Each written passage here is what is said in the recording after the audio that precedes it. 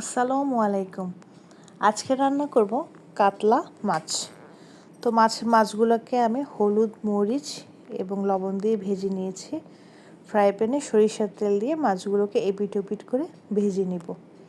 আমি খুব একটা বেশি কড়া করে ভাজবো না, হালকা ভেজে মাছগুলো উঠিয়ে নিব। কাতলা মাছটা কিন্তু খেতে খুবই মজা লাগে। এটা কিন্তু দেশীয় মাছ।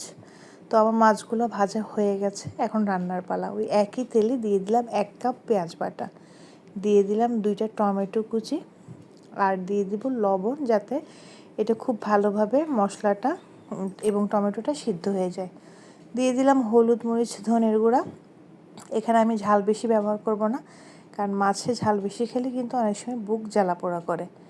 তো মশলাগুলো কিন্তু আমি খুব ভালোভাবে কষিয়ে নিব। মশলাটা যাতে পুড়ে না যায় সেই জন্য দিয়ে দিলাম সামান্য একটু পানি। ঢাকনা দিয়ে ঢেকে মশলাগুলো কষাবো, এবং কষানো হয়ে গেলে এখন এখানে দিয়ে দিব মিষ্টি কুমড়া। আমি সামান্য টুকরো টুকরো করে মিষ্টি কুমড়াগুলো দিয়েছি। এখন মিষ্টি কুমড়াগুলোকে একটু ভালো করে ভুনে নেব। আপনারা চাইলে একবারে পানি দিয়েও সিদ্ধ করতে পারেন, আবার একটু কষাতেও পারেন। তো আমার কষানো হয়ে গেছে, এখন ভাজা মাছগুলো আমি এখন দিয়ে দিব। ভাজা মাছগুলো দিয়ে মিষ্টি কুমড়া সেদ্ধ এবং মাখা মাখা হওয়ার জন্য যতটুকু পানি লাগে ততটুকু পানি আমি অ্যাড করে দিব। তো মিষ্টি কুমড়োর উপরেই মাছগুলো দিয়েছি। লেজটা যেহেতু অনেক বড়, আমি একটু ফালি ফালি করে দিয়েছি যাতে মশলাগুলো খুব ভালোভাবে ঢোকে, এবং মাথাটা অনেক বড় ছিল দেখে আমি একবারে 2 খণ্ড করে দিয়েছি।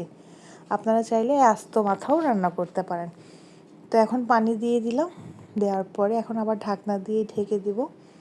রীতিমতো কাঁচামরিচ দিতে হবে, একটু জিরার গুঁড়া, আর ধনেপাতা দিলে তো কোনো কথাই নেই। তো মোটামুটি আজকে রান্না করে ফেললাম কাতলা মাছ মিষ্টি কুমড়ো দিয়ে। তো মিষ্টি কুমড়ো দিয়ে সবাই খেয়েছেন কিনা জানি না, তবে রেসিপিটি কিন্তু খুবই মজা হয়েছিল। আপনারাও গরম গরম ভাতের সাথে কাতলা মাছ এবং মিষ্টি কুমড়া রান্না খেয়ে দেখতে পারেন। তো আমার মোটামুটি এখন প্রায় রান্না শেষ। আমি এখন দিয়ে দিলাম কয়েকটা কাঁচামরিচ, আর অপেক্ষা করব আর একটু ঝোলটা টানা পর্যন্ত। তো হয়ে গেছে, আমি ধনেপাতাও ছিটিয়ে দিয়েছি। তো তৈরি হয়ে গেল কাতলা মাছ। আজ